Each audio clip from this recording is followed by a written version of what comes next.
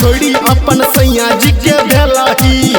छोड़ी 72 रही मोटा गेलही हमरा छोड़ी अपन सैया जी के भेलही नहीं छौ तोहर कोनो जोड़ मारो दुनू के हिलोड़ कोनी चिखे दे न होठ छौड़ी थोड़ा से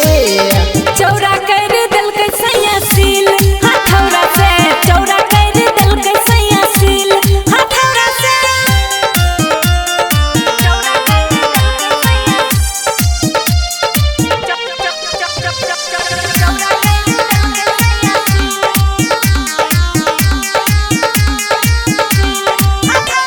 हमरा लग गे छौड़ी तू नखरा देखेले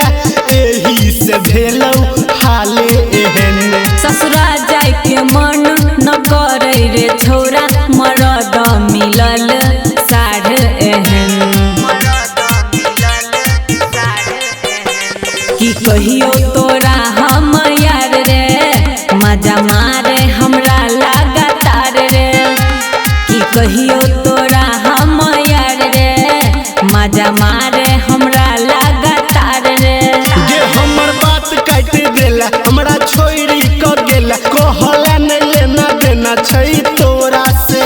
हे चौरा कर दिल के सैया सील हथौड़ा से चौरा कर दिल के सैया सील हथौड़ा से चौरा कर दिल के सैया चौरा कर दिल के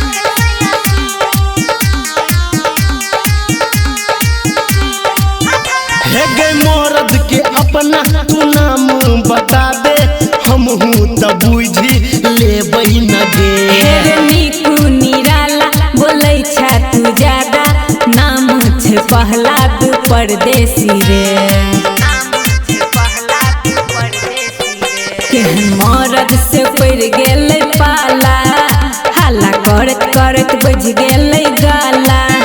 केहन मरद से पड़ गेलै पाला हाला करत करत बज गेलै गाला